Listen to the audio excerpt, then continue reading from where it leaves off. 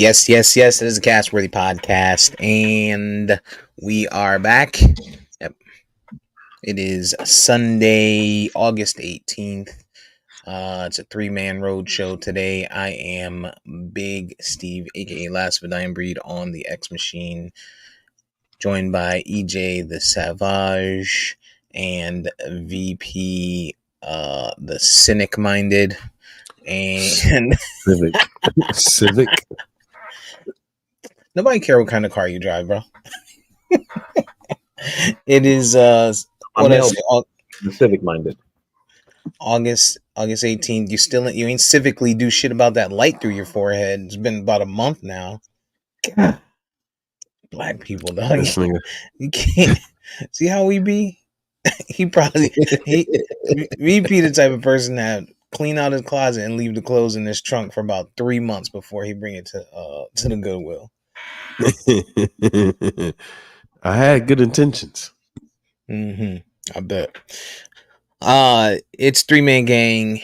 We're here. It's Castworthy Podcast. Where can we be found? Just about anywhere. Spotify, Spreaker, Apple Podcasts, anywhere you can get your podcast content. Video wise, you can find us on YouTube, Facebook on Sundays Live, and we are now on the video of Spotify. What else? Interact with us on social media. Mostly on Instagram. Instagram is probably where you're going to find us. Facebook, we don't really do much with it. X, we're kind of boycotting that till after the election because VP asked us to. And so find us Castworthy_podcast. Castworthy_podcast on Instagram. You can comment, like, follow, dislike, message us, DM, all the fun stuff.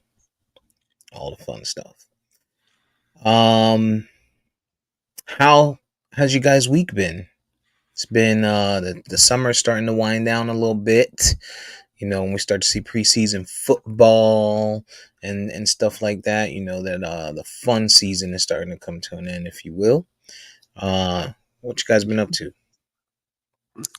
I just want to know. Fuck all that. I just want to know, okay? What a country can buy in weaponry for $20 billion. $20 billion. Do you know that if you divided $20 billion for every citizen in this nation, we have about 57,000. You know what I would do with 57,000? You know how good my week would be with 57,000, Steve? Do you know? Huh? Do you know? I'd probably do a line or two. I'm sure you. Okay. All right. Marcus Jordan. 57,000 ain't enough for you to do a line. You're not throwing your career away over no 57K. You better add a couple zeros, at least one more on the end of that shit before I start sniffing coke. I am not doing drugs for no $57,000. It's like the US. The US is like your mom, right? When you didn't have money for a Mother's Day gift, it was like, here's $20. Go get me that thing I wanted. Like I don't get it, bro. I don't get it. And I'm telling you, that thing that's been bothering me all week. So you asked me about my week. That shit's been bothering me all week. We've already determined that what's going on over there is war crimes. This nation that's doing all these things that they're doing, and we continue as a nation to support them. It's amazing to me. Amazing to me. And it's been bothering me all week because I can't get my student loans wiped away. And I think 20 billion probably take care of them student loans too, by the way. Let Israel pay for our student loans. No question. Forget all that. Here's the thing. They only sent 60 million to Baltimore when the bridge fell. Right. But I mean, turf. Yeah. And Turf. and Just not put that to in mention, perspective.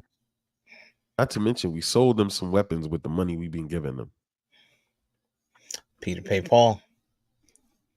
That, you want to know how my week's been going? That shit's been bothering me all week. Yeah. I could see how that would bother you. I can see how it would bother a lot of people. I am on the you know, I don't care train when it comes to that anymore. That type of stuff. I get it, right? Like VP kind of told us the same thing when we were giving him a hard time in the chat. You know, Democrats need power. They can't they can't find the power. They can't find a way to relate to the poor black people the right way. They say they want to, but they can't. They tell us we're not black if we don't support. It's around in Chuck Taylors. They stomp the yard or pretend to stomp the yard. They won't show. They show up on Charlemagne's show. Uh, you know. So they got a pander. The pander police have left the black station. They are now pandering to a whole different group of people, and I don't think that they're pandering. it's Not true. But this goes back to it's like we're American citizens, right? And we fund this nation over East. I don't know what the reasoning is. I've heard military advantage. I've heard allies. Heard many things. We know that they're committing war crimes. We know this. I support a ceasefire. I ate halal food on Friday. It's halal for on Fridays for me from now on till the ceasefire begins. Kind of like the Christians, they do Lent where they don't eat meat on Fridays. I'm going halal on Fridays till the ceasefire. Just imagine if we turn that money into our own economy, to our own people. Well, they do. How much happier people will be at the polls. They do. VP's going to tell you they're going to take that money and they're going to get newer, better, exciting war or weaponry. So they're selling them the old stuff. They're going to take that 20 billion. They're going to get new, advanced stuff to keep us of safe. the money of our own money, huh? The money that we've already been giving them, that we allowed them to. That's a whole nother story. Yeah, I just look, the shit that's happening over there is fucked up. You know what I mean? But like, how's there a but? it's not a but. What I'm saying is that a lot of people who are outraged about Wrong hole. A lot of people who not that kind of about what's happening in Gaza, they seem to be doing so like selectively, because the US is involved in a lot of shit overseas, things that are happening in Sudan and the shit that's happening in Yemen or whatever. And you don't hear people saying anything about that.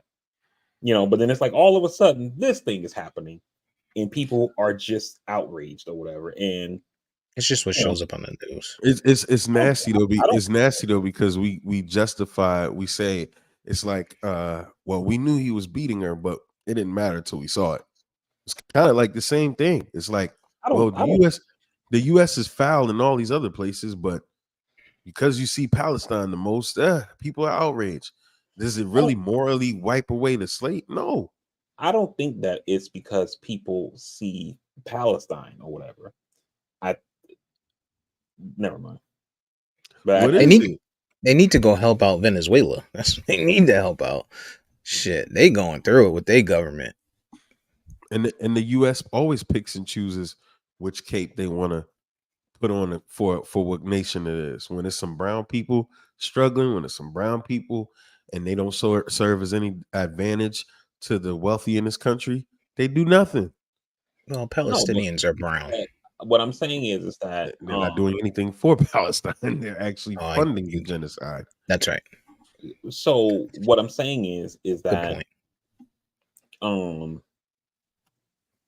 we're providing weapons that are blowing up Yemen right now.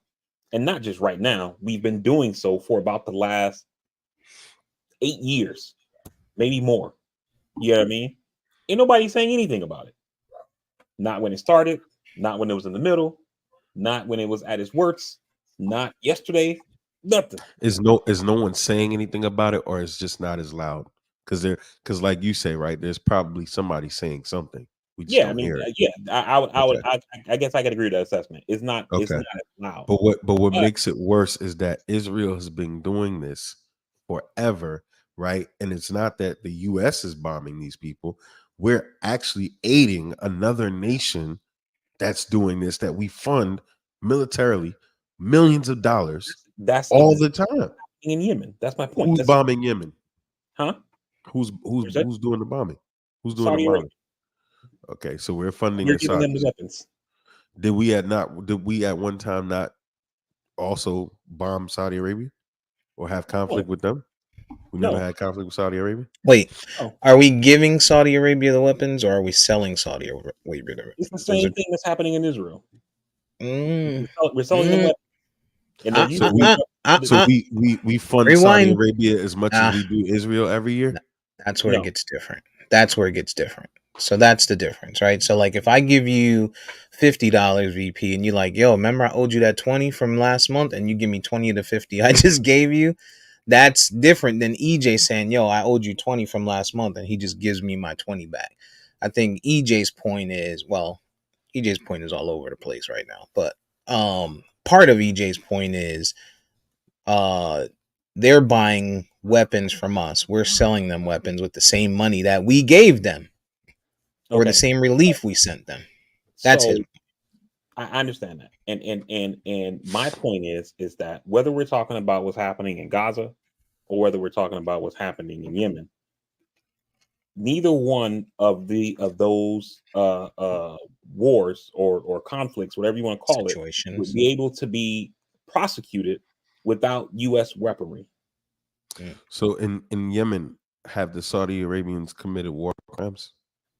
A lot of people believe they have committed war crimes. No, I mean, would you definitively say they? Because we can definitively say what's happening in Palestine and the Gaza Strip. Israel has been committing war crimes. The whole world has said that definitively, right? So I just think it's gone. It's too far. And I think a lot of people realize that it's too far. A lot of people comment it's too far. A lot of people come out and say, "Hey, we need to stop it. We need to put a stop to it." And then we turn around and we're like, "Oh, hold up, we got some things for sale for you." Like if that's the case, just be like, just cut that off, cut it off. Like yo, we not funny. Y'all keep fighting. If you want to keep fighting, you want to keep bombing, you want to keep committing genocide over there. That's on your time, but we don't we're not gonna contribute to it support at it. all. You know, Any other we conflict in the support world? whatever decision each of you make. You make your decision to go get your hostages. You make your decision to protect yourself. But from a United States standpoint, we're not providing any money, any relief, or any weapons for that matter that's going to contribute to the continued slaughter of women and children. Like that's how I would hope for it to be handled. I mean, historically, that's just not the United States, and I get it, and I think EJ gets it. You know, when you say VP, that's how things go. But when do things change, right? I just We're talking. that We're talking about we want change for trans people. We want change for women. It has changed for women. Women in some places can't control whether they do or don't have children. We're saying we want the change or we don't want the change, but you can change some things and not others. No, we need to, fight for the same change. These are people dying. These are people dying. And it's, stuff that has absolutely nothing to do with us. I mean, it's hard to disagree with that, right? But I think that that's also an oversimplification, because any decision that's made has consequences, and Hmm. I think that when we say like blanket statements like that, like we got to do X just because of this, that's it. Is that it's not weighing the consequences of that, and the folks here who are making these decisions have things that they have to think about, right? And one of those things, this is going to sound callous, but I mean, it is what it is. It's Jewish votes. Just One say of it. those things They need is, Jewish votes and Jewish power. yeah, Just say it. 70% of American Jews vote for Democrats. That's just a fact. You know what I But mean? the And problem. I'm sorry. I thought you were done. Go ahead. and if they, even though there's a lot of people who might even be in that community who might say what Steve is saying, where this shit has to stop, there are a lot of folks in that same community who feel like, no, not only does it not need to stop, probably need to go further. You know, and if we cut that aid off, I'm not voting for this ticket. You know, And then there's same people on the other side who say, if this continues, I'm not voting for this ticket, whether they're in that community or not, you know? And I think that the powers that be, in this case, i.e., Joe Biden, has to balance that to see what it is that we need to do. But you know the problem. You know the problem of everything that was said. It was like, oh, it's difficult. Oh, it can't just be a blanket thing. But when you flip it to the other side, and it's we need rights for this, we need this for that, and it's just clear. It's cut. It's no gray area. It depending on what side of the pendulum you're on, somebody's gonna have that argument. So when is it that you just do the right thing for the right people at the right time? You know what I mean, Steve? Because it's like the people that oppose the progression in this country, they sit there and they make the same arguments that he did for whatever that they don't feel is kin to their heart. So at some point, we got to stop looking at things at what benefits me right here, right now, and do the right thing. Yeah, what I That's just heard what it is is. what I heard is political gain. That's what I heard from that, right? And that's really what it is. But we're basically saying, or people are basically saying, it's okay if we continue to provide aid and funding and weapons to a country that's going to continue killing innocent women and children, all knowingly. It's not like they're unaware that they're doing it. They're doing it knowingly and willingly, and we're aiding it because we need the votes. That is some nasty shit. That's Not saying that crazy. the Republicans aren't doing something, doing things worse possibly, and whatever, right? And they may be part of or supporting of some of this stuff, but in general, right? That's just is nasty. Hey, we need the votes here in America, so we don't care if they kill babies and women and children and innocent And individuals and over I'm there. not Basically saying my community is more important than this one. That's what it's saying. It's No, it's it's winning, giving winning. somebody the Forget my authority. community. Winning, No, no, no. I'm winning is more saying it. important. I'm saying down the stretch, what they're saying is we need the power, we need this, so we're gonna sacrifice the liberties of this community for the greater good for this. But if it was anything else, if it was any other social issue that is home to them, oh no, there's no gray area. There's nothing here. We need to do this. But because it champions something for us, we have to do this. It's nasty. So when does it become something that's detrimental for that other group? we see um I guess leeway given. I don't know what word to use here on Hmm. all kinds of social policy all the time. It's not a black and white thing as you suggest. I would wholeheartedly disagree with that. But what I'm saying the arguments are usually black and white, depending on what aisle you sit on. So when you're yes, talking about trans rights, you will sit here and say there is no in between. You will say these people need rights. There's nothing to talk about, right? When it's something that pertains to something you believe is good and just. But when we're saying stop the genocide in Palestine, stop funding these people, stop doing this, it's difficult. Ah, it's a tough one. I don't understand that argument, and the reason why I don't understand it is that that's not what I'm saying. I've already said that we have to stop this shit. That's what I believe. What I'm telling you is that these are the reasons that I think it hasn't stopped. I'm not saying that those reasons are right. I'm just telling you what I believe is the calculus in the decision making. No, I get that. And I'm just telling you what you're saying is exactly what the other side says when you tell me I should be able to go in a bathroom because I identify this way, et cetera, et cetera. This is the same argument on the other side. But when you then argue that other side that their argument doesn't make sense, it's hypocritical because everyone can have their own opinion on what's right and what's wrong. But at the end of the day, right, we should just do what's right. We should allow people to have the rights they're afforded to, right? And we should stop funding fucking genocide. It's not that difficult. It's not. Scaling it back, right? If that's the case, if they're worried about losing the voter base, and I get percentages matter, and you said something like 70%, that's a pretty large number, but is there no worry on their side about losing the votes of the religious individuals who don't support, who might be Democrats, who don't support the homosexuality and the excessive uh uh far left views of that, right? Like I feel like there's a lot of Democrats or people in general, we'll call it Democrats because this is the party we're talking about right now, that are like, hey, homosexuality, it is what it is, let it live in America. But that same base, I think, are like, all right, maybe we're getting a little too much now when we're doing X or we're doing Y, whatever that may look like, whatever that excessiveness is, whether it's shared bathrooms, whether it's, teaching it in schools, whatever you look like, right? They're not worried about losing those votes.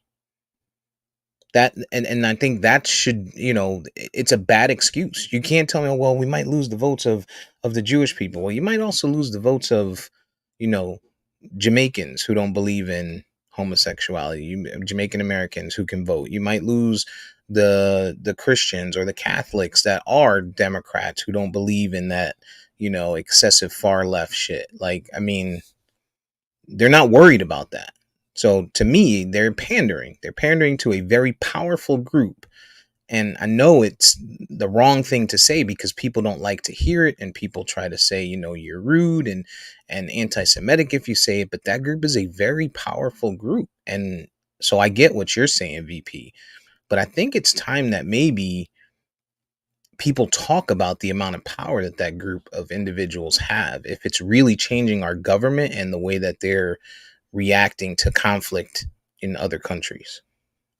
So what I would say to that is that I don't think that the party is like so far left on issues of homosexuality that they're outside of the mainstream of how everybody else thinks. What I think happens is that people use super out of the mainstream examples to then paint the party as saying this is what they believe. And an example I can give you of that is like on abortion. When you hear Trump say Democrats support abortion on demand up and into after birth. So Mhm. Democrats are fine with somebody gestating a fetus all the way, they give birth to it and then say you can go execute it now. You know what I mean? Like that's it's ridiculous. You know what I'm Yeah, saying? The yeah. same thing when you were hearing arguments about, oh, my friend has a cousin who has an uncle who works at a school, and the kid identifies as a cat, so they put a litter box in the classroom, and people are outraged. That kind of shit doesn't happen. But this the kind of things that we argue about when we talk about what rights that individuals should have in terms of how they identify, et cetera, et cetera. You know what I mean? And so I don't believe that the party is as far left on this particular issue as people think they are. It's just that the arguments happen in the extreme versus what's actually happening on the ground. You know what I mean? EJ, I'm gonna let you in. But so to that point, you say, oh, they say, oh, there's this one kid who's a cat, and this one school, this one teacher says we need to let it happen, and they make it seem like that's what Democrats want all over the place. Is that any different than the kid in Texas who goes to a school who has a rule written that says you can't have hair beyond a certain length, and they tell him, hey, you have to cut your dreadlocks, and now they're saying, oh, this is racism, and they're targeting him, even though there are other kids who can't have their hair that length. So on both sides, they're doing the same thing. They're both making it and you blew that out of proportion. You sent it over to us and sent one of those As I far should. left Twitter pages saying, "Oh, they're targeting him and they're making they don't like black people and it's racism." Why? It's a rule. So There's you said last pod you're a rule follower. You're right, for rules. but in all rules that we have, first of all, let me back up 1 second. The cat thing is something that didn't happen. Is completely made up, right? No, I'm just using But it as an example no, how I you know, said that but I'm is saying blown out of proportion. on the dreadlocks thing, right?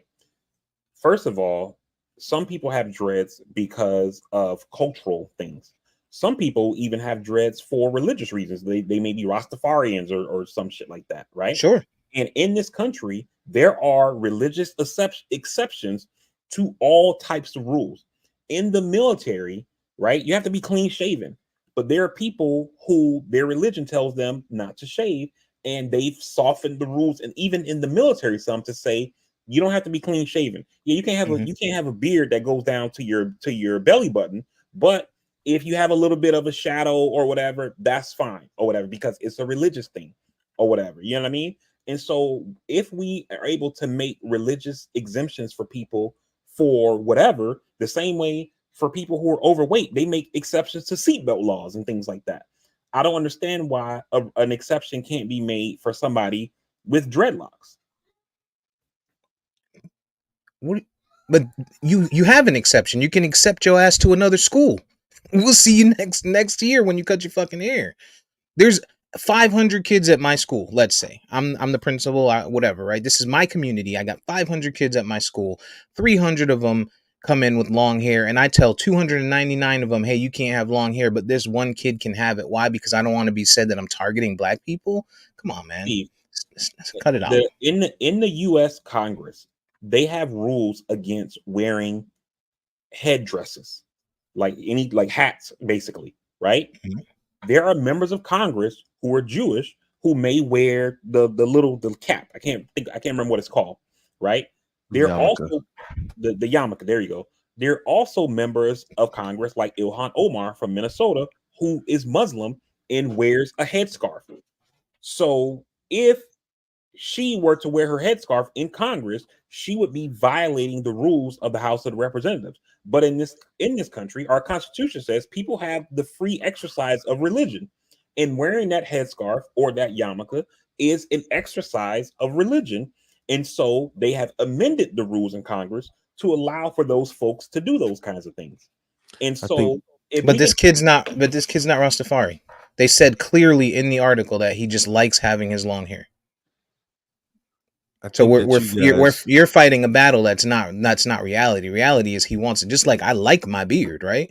But if I go work in food prep and they're like, "Yo, you got to cut your hair," they're not gonna make an exception because I like my beard. If I go in there and be like, "Hey, I'm whatever religion," then they might make that exception. But they're not gonna be like, "Oh, you like your beard? Keep it." Because then I EJ think you comes in and guys are says he both. likes his beard. You come in and say you like your beard. Everyone comes in. Janine comes in and says, "Hey, I like having my long hair out, and I don't like wearing a hairnet." Oh well, we got to make the exception because we let Steve keep his beard. That's there's a snowball effect, right? I think you guys are both right, and I think the problem that lies for me is that who decides and who is the judge and jury, depending on how they feel about an issue, is the problem. Because when it's one thing, one side feels this way. When it's another thing, one side feels this way. And when we're talking about funding genocide, killing women and children, for anyone in this nation to believe that it's okay, it's hypocritical and it's nasty. If it was Russia doing it, oh, we gotta send troops, we gotta send arms. We gotta stop this. The UN has to step in.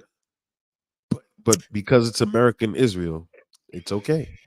Well, I supported it to an extent, and I think VP is the same way, and I think even you are the same way.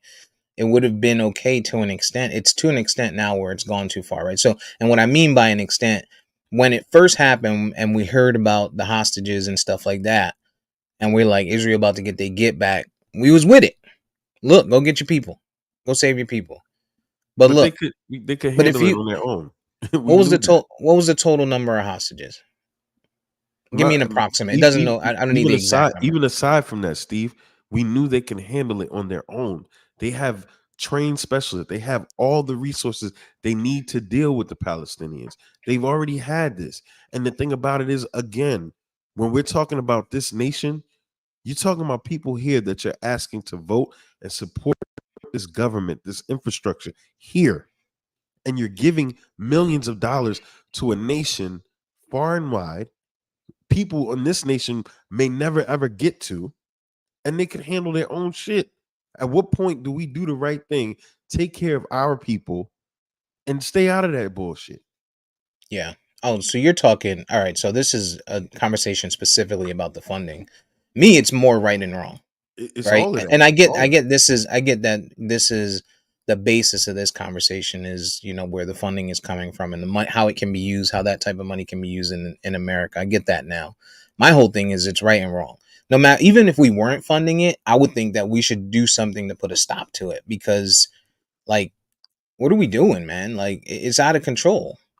It's No, out of it control. And and it and is that. and by putting a stop to it, I don't mean funding, Palestine. I mean finding a way to mediate, right? Because It's all that. we did that with Ukraine. We It's we all of found a that. way, but the way was giving them money and giving them, weapons and stuff like It's that. all of that for me. But I'm just saying we're past that because I know we're not going to step in and do anything. But you're doubling down now. You're watching them committing war crimes. You've already spoken out as a government, as a representative of this nation to say you're not with it, but then you sell them arms. So we've already passed the point where we know you're not going to do anything, but now you're going to give them weapons for money that you've already given them. Just make it make I, sense to me. I hear you. I honestly think, and I may be naive in this thinking, but I honestly think that once the no, no, no, two things. I think once the election passes, and if Kamala wins, I think you're going to see what happens in Israel change very rapidly. Now, I mean, like in Joe Biden's lame duck period. Um, um, and I think it'll be like the best example I can give you of this is there was a moment when Obama got in a I don't want to say he got in trouble, but that like the right made a big deal of it. Of they had some kind of security conference, and Obama got caught on a hot mic talking to the president of Russia, a guy named Dmitry Medvedev, uh, during the one of the times where Putin had to step aside because of the way their constitution was written at the time before he became president for life. But but really, Putin was still running things, and Obama gets caught on a hot mic telling Medvedev, this is like in September October timeframe, right before the 2012 election, like, hey, on such and such, I can't do that. Let Vladimir know after my election, I'll have more flexibility. Because he's essentially saying this thing is happening, and if I do what I want to do, it's going to cost me votes that I need to be reelected, and then the thing that I want to do is not going to happen at all. Right. And so, give me some time, and once I'm reelected, I'll have more flexibility because then I'll be able to just do the shit. And it's not like I can run for a third term. So I'm going to just do what I want to do anyway. You know what I mean?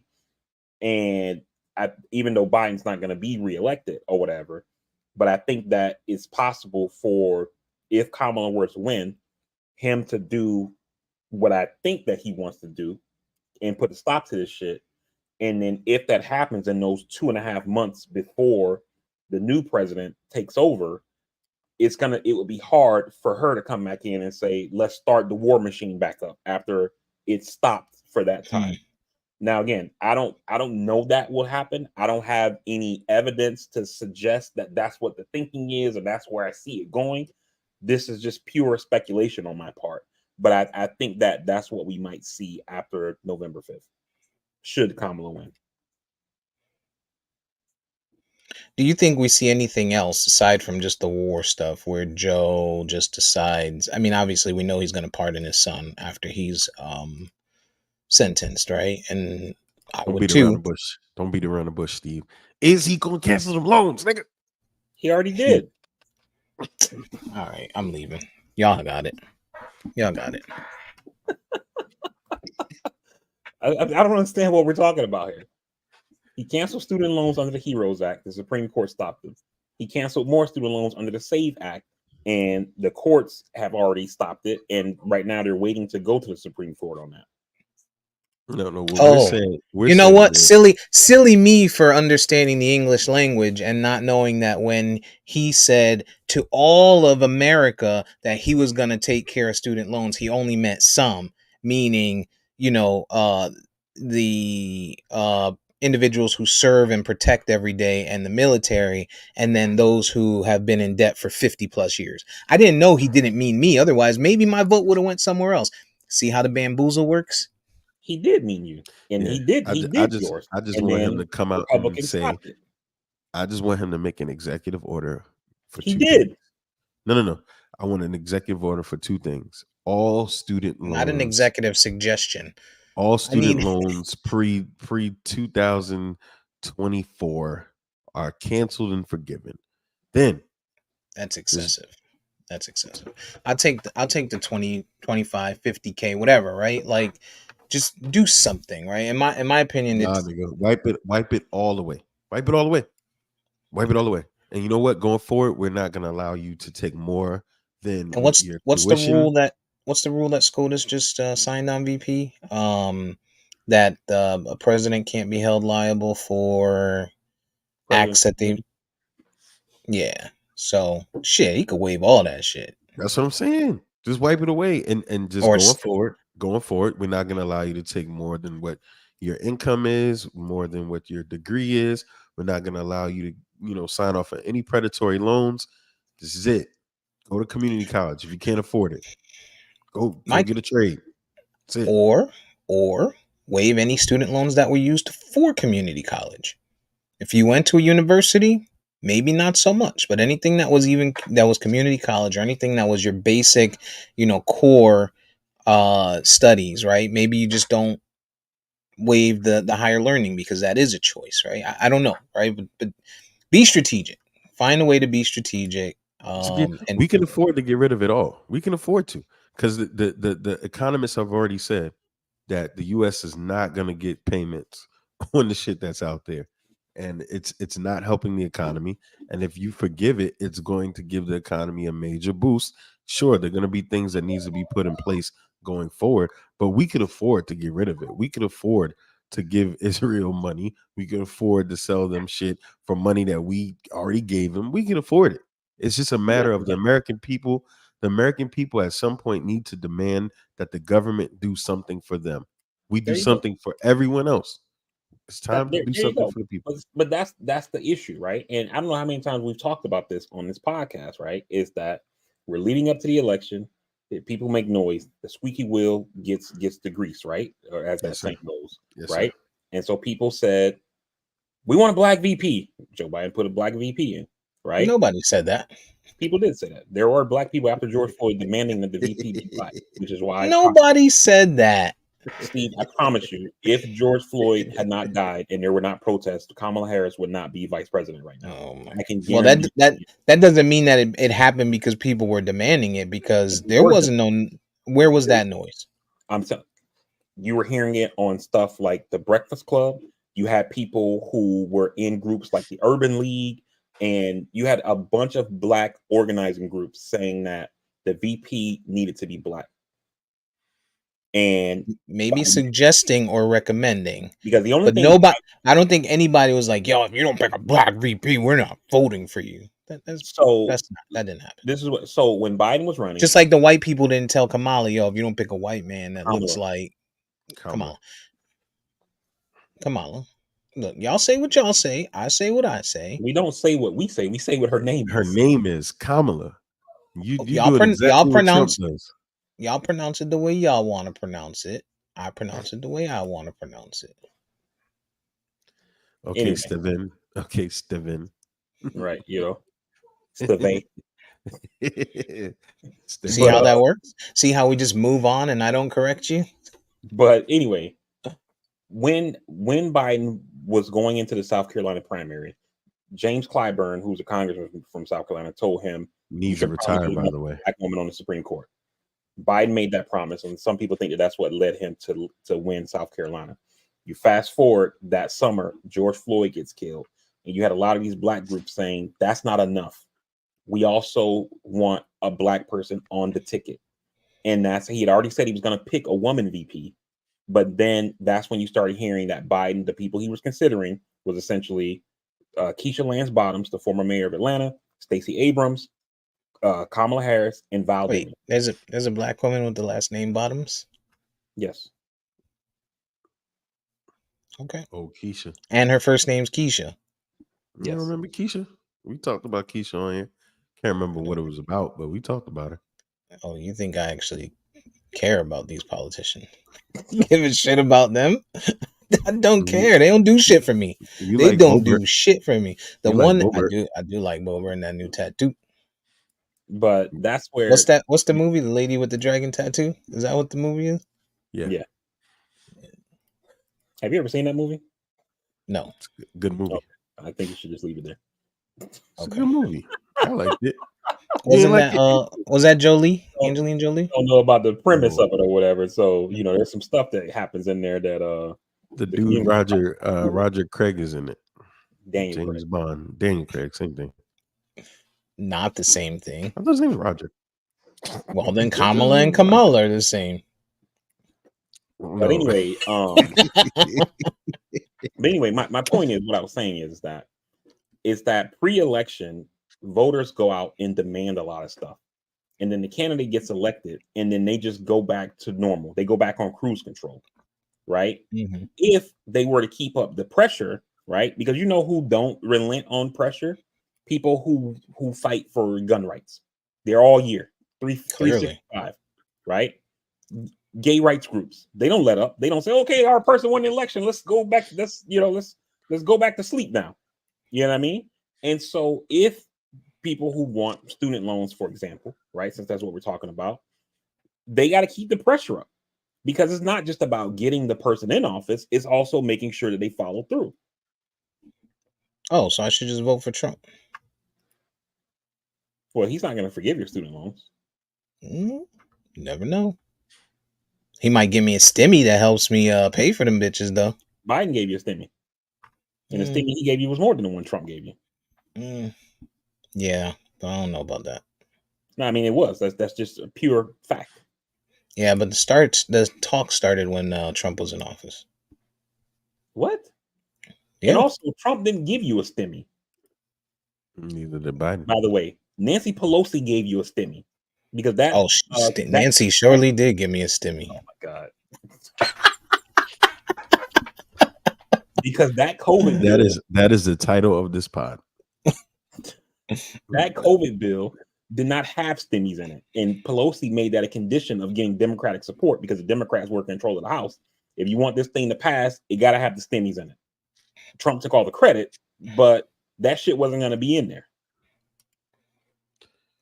How was Nancy? So right? She. How was You think Nancy doing these she days? probably went to get her groove back since her husband got attacked by his gay lover. Oh my god! Allegedly. Allegedly. That did sound like a crime of passion to me. That's what the story said. That's how the story goes.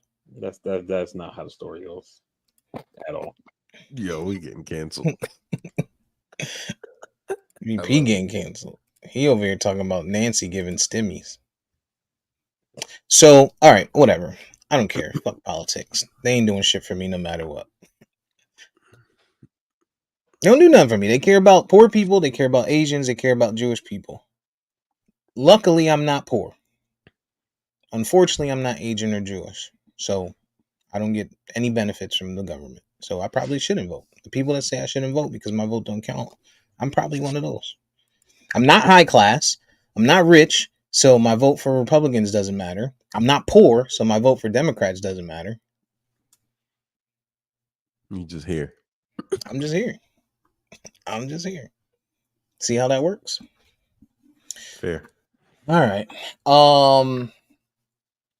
Does it seem like the and I'm not asking you this question, VP, because all you do, you live, breathe, and you watch politics 24/7. But EJ, on the fronts that we generally talk about, does it seem like the steam has slowed down? Like almost like the Kamala train was hot out the gate and it started to kind of pan down a little bit and slow down a little bit from the areas that we generally look at?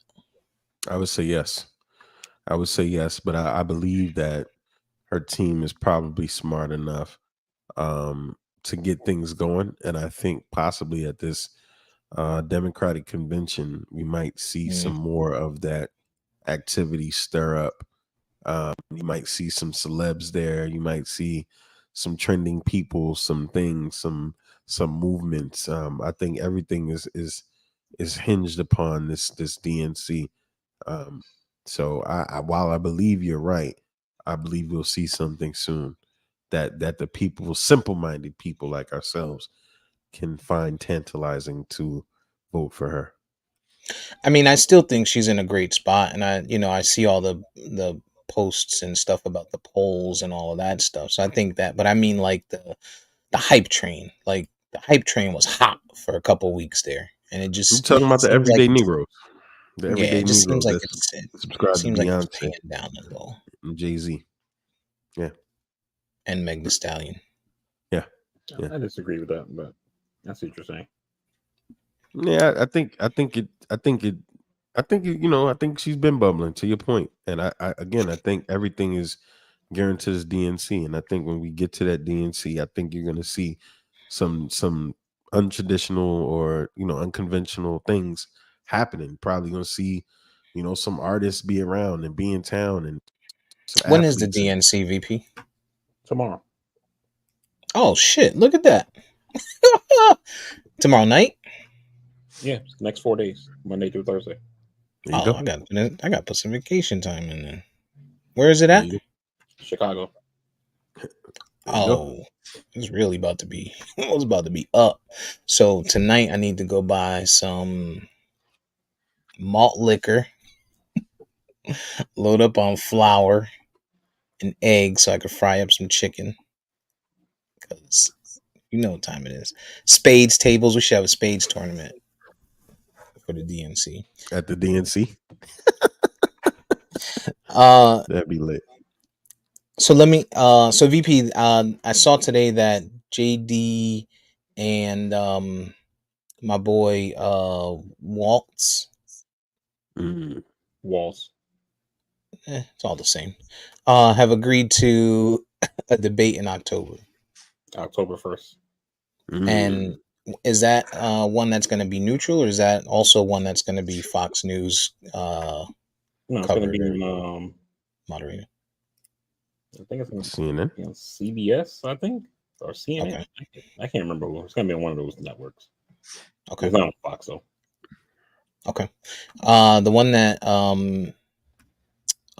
Trump and President Harris, speak it into existence, agreed to that one. She did agree to that one being the Fox News one, right? To start the That had first one. already been agreed to. That's not on Fox News. That's on ABC on Oh, September okay. 10th.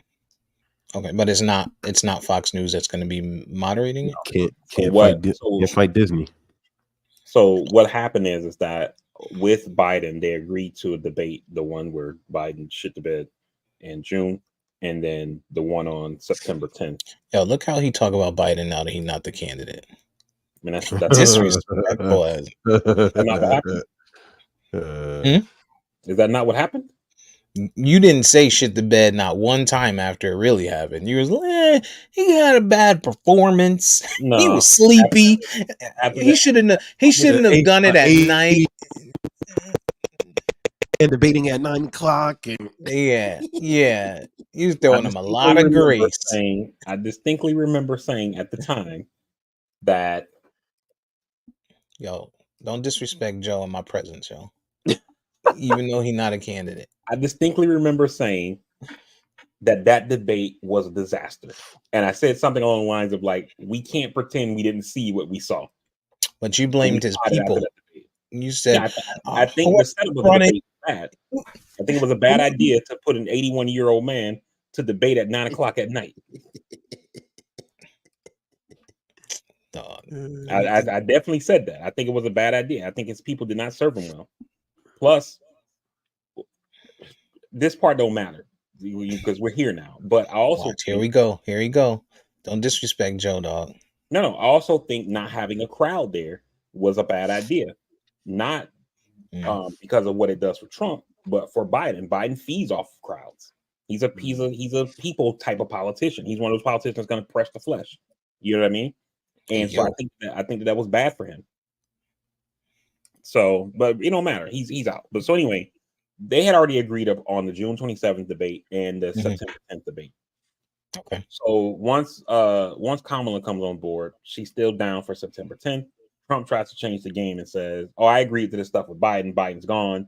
The Democrats might pull Kamala out and put somebody else in. So we need to have a whole new debate schedule." And so I propose September 4th on Fox and then September 24th on this network, and then October 3rd or some bullshit on another network. And Kamala Harris said no.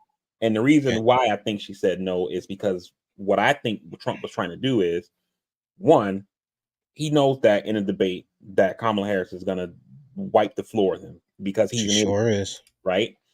And so he wanted the debate on Fox so that way the questions would be more the questioning would be more favorable to him because of who the Fox hosts are, right? Even if they have somebody like Brett Baer who they talk about being a straight journalist is complete bullshit or whatever, Right. right? He knows that he would be playing on home field, right? And then after that, he would then say, I'm not doing any more debates. And I think that Mhm. that's what the issue was. Kamala Harris comes out of the gate. The polling immediately changes. Volunteers are up. The campaign cash is through the roof. And now you see the polling is showing in a lot of places they're either tied or Kamala's winning. Mhm. And I, mean, I think in like North Carolina, Trump is still winning, but I think in all the other swing states, they're either tied or Kamala's winning. Actually, it's not. I Okay. think North Carolina and Pennsylvania, Trump is winning, and all the rest, they're either tied or she's winning. But he sees that, and now he says we got to have more debates. And there's an old rule in politics is usually is that the candidate that's asking for more debates is probably losing because they're saying I need to get out there more. I need people to see me more and to see me next to that person or whatever in order Right. for me to get back control of this thing. And an example that you saw of that this week is Josh Hawley. He's a senator from Missouri. He's the guy on the day of the insurrection, the one who did the fist in the air to the crowd or Mhm. whatever. Probably seen that picture. That's who Josh Hawley is. He's up for re-election this year. And the guy that he's running against is a 13-year Marine vet, has does a lot of work in the community. He's young. He's not one of these Democrats that seems like super liberal. He's like just the right kind of candidate for Missouri, right? And he's on his ass. Now, this is Missouri. Even though the Josh Hawley, the senator that he took out was a Democrat, her name is Claire McCaskill, but it's not like Missouri's just been this long time red state. They're kind of one of these new red states. And Mhm. they have the state fair, and Josh Hawley shows up at the state fair where this other guy is at and is chasing around the fair. Hey, when are we gonna have a debate? When are we gonna debate? When are we gonna debate? When are we gonna debate? And it's probably because the polling that we see in the public don't say that Hawley's losing, but they're probably seeing something in their internal polling that's saying, hey, this guy is doing a lot better than he should be doing. And they want to get that contrast in front of people. So he keeps saying, hey, we need to debate. We got to debate. We got to debate. We got to debate. And he's chasing around the state fair looking like an asshole. And that dude, instead of falling for it, he's like, Senator, this, he was like, this is beneath you. Like this, it looks desperate. Like, come on, man. And it makes him look worse because he's mic'd up, got a camera crew following him. When we gonna debate? When we gonna debate? And the guy's like, dude, look at you, like, come on, dog. You know what I'm saying? So, and he This may is him still win that becoming. race, Yeah. but he wouldn't be doing that if this race was in the bag. You see what I'm saying? Right. Hmm. Okay. Well, so the DNC is tomorrow. We got the first presidential debate in September, early September September. What day? September 10th. Oh no, I'm gonna be in Texas. Oh, I'm not gonna feel safe at all. Maybe I'll go find a watch party in Texas, Republican watch party, and watch the debate. And then in October we get the VP debate. So that's gonna be it'll be interesting to watch. I'm interested to see what the DNC looks like the next couple of days. You think we see an Obama sighting? Yeah, Obama will be there on Tuesday. Oh, then I definitely got to make sure I watch it The Tuesday. tentative schedule is for prime time is that Biden will speak on Monday to give his keynote address. Barack Obama, I think Barack Obama, I think is on Tuesday. Bill Clinton will be on Wednesday as well, and then both Walz and Harris will speak on Thursday. Bill, can't cancel that guy. He's a good speaker, Get but I head in think the office. they got Obama up in the schedules because we know Obama's like he's going to give a great speech. So I don't think they want his speech to overshadow the Walls Harris speech. That's why they moved him up in the program. What song does Bill Clinton walk out to? Probably gonna be Ain't no stopping us now. I was thinking like touch me, tease me. Do we have a campaign slogan yet? Is that the "We're not going back"? Is that the actual slogan, or she's just saying that right now? I think she's just saying that now. I don't think they've landed on the slogan yet, which I think is Okay. smart because they're kind of letting it happen organically. Well, niggas can't have shirts at the DNC if we don't have a slogan yet. Well, no, they got shirts that say that already. We're not going back, all that kind of stuff. Sometimes like Obama's slogan first was change, and then it became change you can believe in. Then it became hope and change. Like the official campaign slogan was just change, but You then think when you change you can believe in, hope and change. So you think when you go Jeezy remake. no. You think when we see shots of the DNC on Monday that you're gonna see people sitting out there like this with, with napkins on their ear? I doubt it. This party don't seem to be filled with idiots. Wow. Don't hold your words, Annie VP. No, like that's part of why we have January 6th is that they're like, nobody even goes to Biden rallies. You telling me he got this many votes? And it's like, you realize in 2020 there was a pandemic, right? So while you guys were still having super spreader events, we were sitting at home. You know what I mean? Just because we didn't go to rallies don't mean that we didn't support the guy. So football season is coming. We're super close. Already here. No, it's not. It's not. It's preseason. Yeah, my team played yesterday. Oh Lord, here we go. Let me ask you guys. No, I'm gonna go. No, what? Oh, I thought you were gonna say that we think the Cowboys are gonna win the division. Oh, they're winning the division. That's happening no matter what. Let's go down the list of divisions, and I want you guys to give me your winner of the division, and we'll come back to it, later. But for now, so let's start with the NFC West: Cardinals, Rams, 49ers, Seahawks. Early stages today. What do you guys think? Niners. Yeah, 49ers. I mean, all of those other teams are in flux, if you ask me. I mean, 49ers got Ayuk holding out, which I think they're going to figure that out. But what people aren't talking about. What happened to all them trades that they was fielding? That's crazy. I don't think went away, right? I don't think they're going to get it done. And if they do, it'll be in desperation. But they really want to keep him. But the other big holdout that nobody's talking about over there is Trent Williams. That's really the problem is because they got to pay Ayuk and they got to pay Trent Williams. But if they pay them both, there's not going to be enough money next year to pay Purdy. Yep. And that's why this whole Ayuk thing is happening, is because they're prioritizing paying their left tackle, which is a bigger priority in my opinion. They already paid him. They already gave him a contract. He want more. Yeah, but he's pulling in a Revis, an Xavier Howard. I outplayed that contract already. Which is crazy. And I can't blame him. I mean, this dude is a top 3 tackle in the league, and he's not 3. You know what I'm saying? So they're gonna have to pay him, but they can't pay him, Ayuk, and then pay Brock Purdy next year. So when all this thing gets done, I think what's gonna end up happening is that they're gonna end up giving Ayuk a 1-year deal that gives him a lot of money this year and let him be a free agent next year. And then the hope is either, maybe he's even better and we can let him go somewhere else and we'll get a compensatory pick for him. And then we can pay Purdy, or we get a 1-year deal done.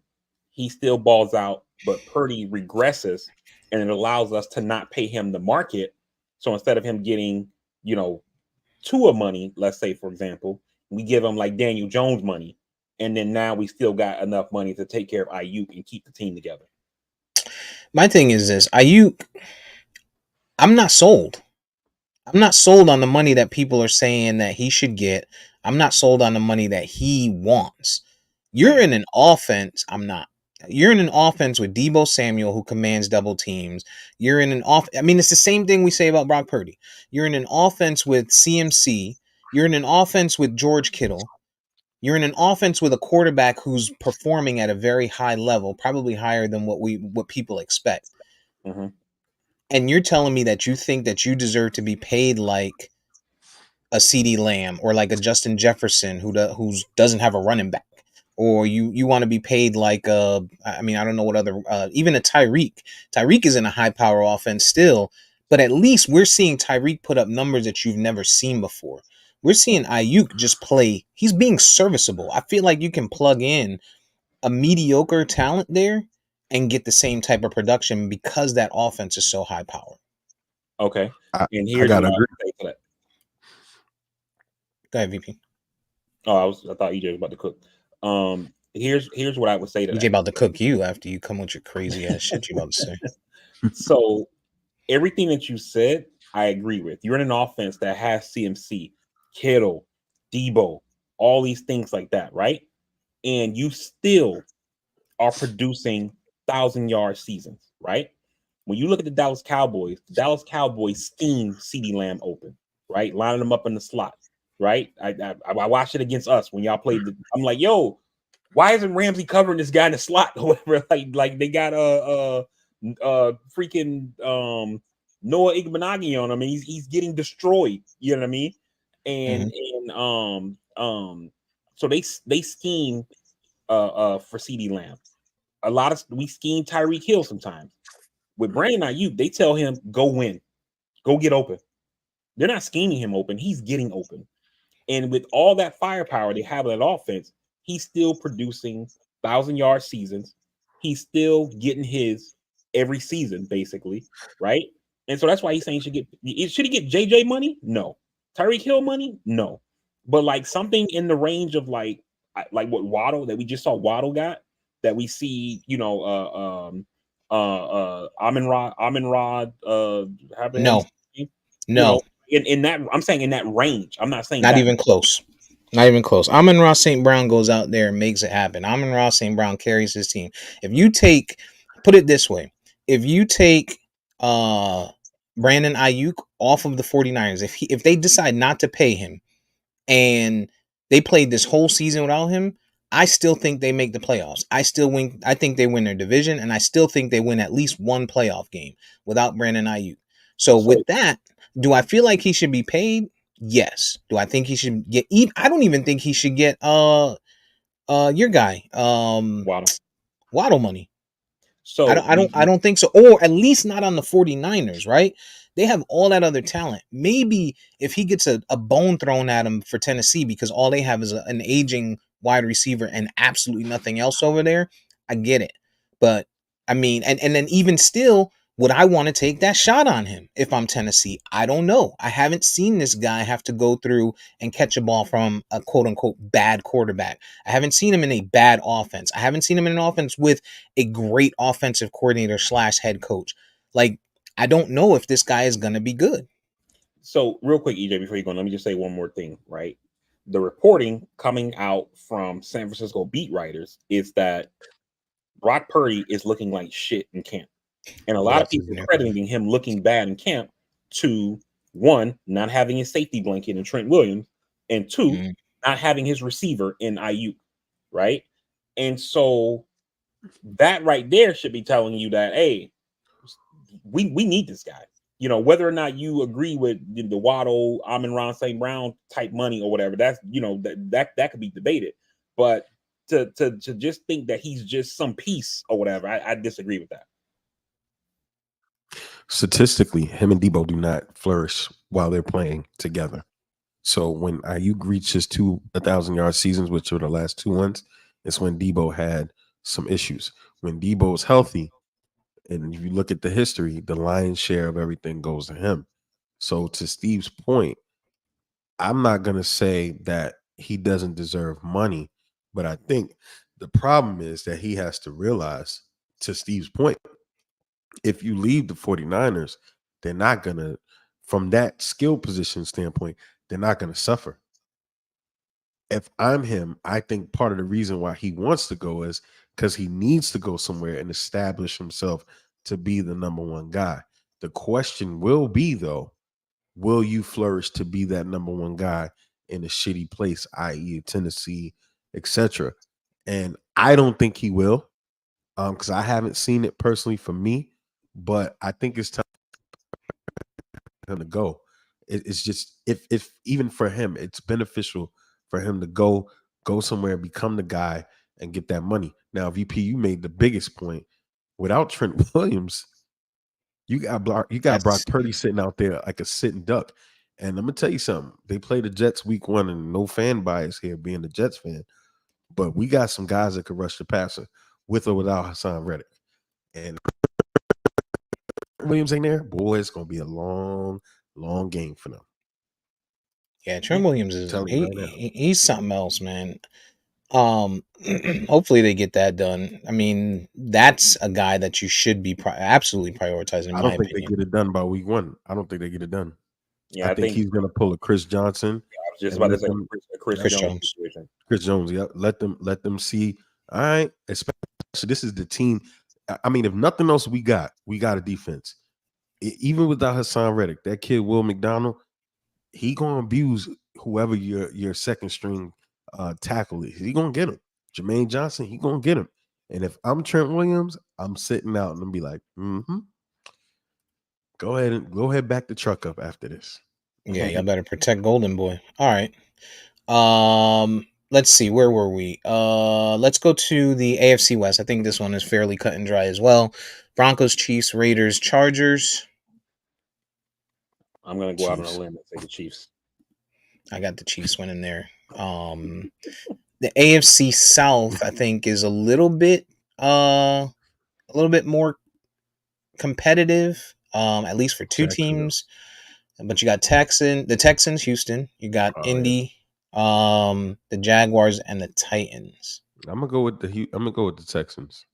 I agree. Grant, if CJ Stroud stays healthy and Stephon Diggs doesn't act like a hoe. I think the And Texans don't got better this offseason, so I agree. didn't they get a running back also in Houston? Yeah, they got your boy, don't they? Not Tony Pollard. No, I I think it forget is who they Tony got. Pollard. I think Yeah, I think they did. Let me look. yeah, look that up real quick. Let's see. Where was I? I think, man, it's No, Pollard went to the Titans. Okay. okay. But Houston did get a running back. Mhm. Is it Singletary? No, not Singletary. Is it Devin Oh, Singletary? it's who's in Philly? No, damn. VP, check out the Texans starting running back. Um, Swift, EJ. Nah, DeAndre. I can't remember who it is now. I'm I'm not putting sure.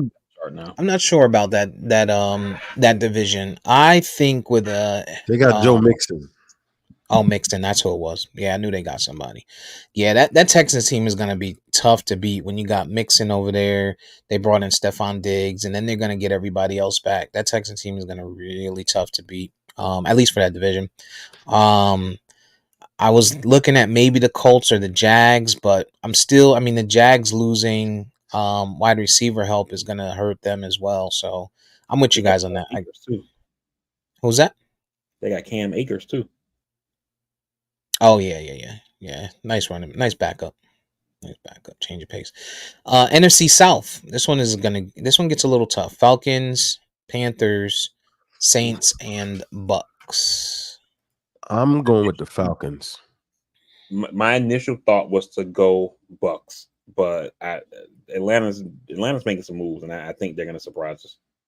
Yep. And, you guys know I'm not a believer in Kirk Cousins, but he's serviceable enough, to get that team to win that division. And the kid Penix. I mean, the kid Penix to me as a pure rookie just showed so much poise, decision making. He might be the real deal. And then on defense, I mean, they just went and got a veteran safety. You know, they've added some pieces. I think they got the best defense to offer down there. You know, Tampa Bay, I think they struck lightning with getting Baker Mayfield and trusting in him. But I think that show only lasts for so long. And I mean, the problem with Tampa Bay last year wasn't that they couldn't score; they couldn't stop anyone. You know, so Baker is sitting here in a shootout every week, every weekend, and I don't think they did anything to improve that defense. While Atlanta, on the other hand, has the offensive firepower. They got one of the best running backs in the game, got a If budding they young decide to use receiver. them. They decided to use him, and they got a great tight end. So I mean, they're they got all of the pieces, and they went to work on defense. So as dumb as Arthur Blank was and not going for Lamar Jackson, I think they may have done some other things to improve upon their team. And Atlanta has another X factor that you didn't even mention, and I feel like there's only been one person who deserves flowers on this podcast, and that's Steve for Desmond Ritter. I mean, you got to have a good third string, right? Yo, I got yo, I got Tampa winning that division. Yeah. season ticket holder, he's biased. No, Yeah, I don't have him. I don't have him anymore, but I got Tampa. All right. Next up, AFC North. Ravens, Bengals, Browns, Steelers. It's a tough one. Ooh. yeah. I really think that it's between Baltimore and Cincy. Like I'm not seeing much from the Steelers. Um, and the Browns, they just seem to find a way to mess it up. So um, I'm gonna go Ravens, man. Like until Burrow showed me that he can, I feel like that Burrow should be getting the Tua treatment. Like if he can show me he can stay healthy because he's never healthy, And so I got to go Ravens here. Have we heard anything from Nick Chubb? Is he I is saw, he I think he's been healthy? working out. He's been yeah, I doing saw a video squats of him and working out, yeah, but I'm not sure if he's back yeah. yet. He's been Okay. doing squats like Mhm. it's nothing. So, but I, I Right. I agree with VP here. I think in Pittsburgh, it's so hard to count out their coach there, right? Omar Epps. It's so hard it's so hard to count him out because they seem to find ways to win with nothing. But you know, Browns, to VP's point, they just find a way to fuck it up no matter how much firepower they have. I, I've already told you guys I think Joe Burrow's injury prone, and I don't have any faith in him. I really don't. So as much as it pains me to say this, I think the Ravens win. Um, the Ravens should win. On paper, they should absolutely win. They got Derrick Henry over there now, so they now should have a running game. But the Bengals, they still got studs, pause. And I also think the Steelers, you're accounting for Mike Tomlin, but we're not accounting for Russell Wilson, who is a certified vet. I like the Steelers so much better if they do get Ayuk, not because Ayuk is the X factor, but because then he opens up the other side for George Pickens. Um, but I don't know. The Steelers are something to watch for me, but I think I'm with you guys. Actually, I'm gonna go Bengals just to be a little bit different. I got the Bengals winning the AFC North this year. I wouldn't be mad at that. And be honest, I mean the have lost offensive line starters. They lost starting guard and John Simpson. They lost someone else. I can't think of his name. So and they have no real wide receiver core outside of Zay Flowers, in my opinion. Hmm. Um, and Mark Andrews, I think he's coming upon his last days for the fact that He's aging. he's been injury prone. He's got, the diabetic condition, which has been something that he's been keeping up with, but it does play a factor. And they have a good tight end behind Mark Andrews. I can't remember his name off the top of my head. That's decent.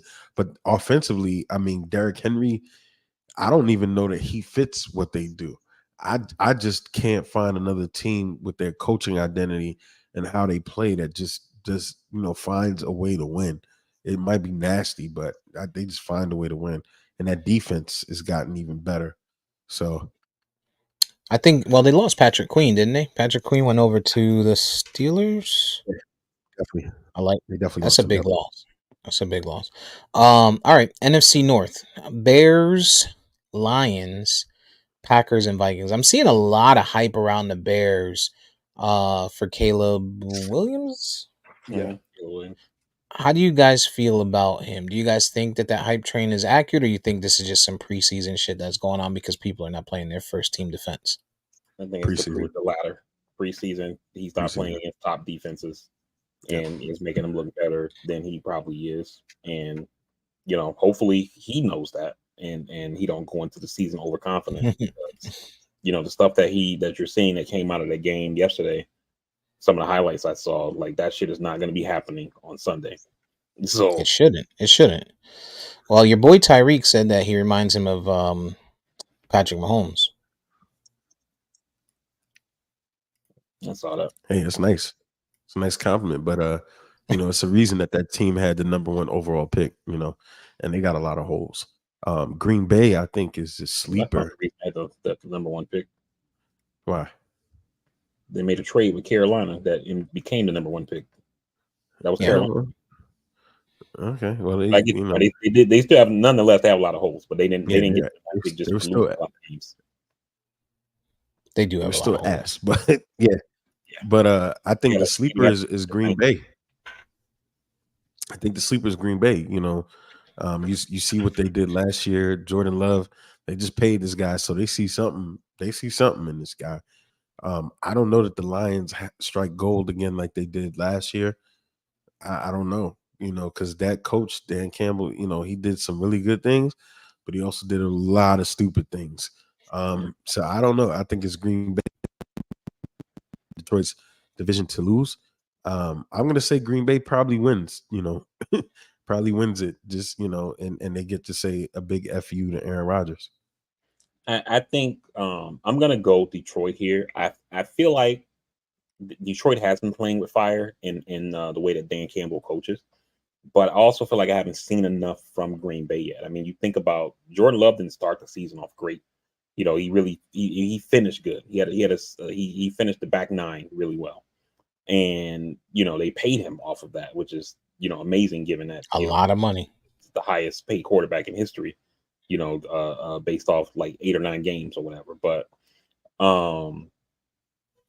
it's I don't know if he repeats that this year. So we got to see what happens. And so I'm gonna go Detroit here.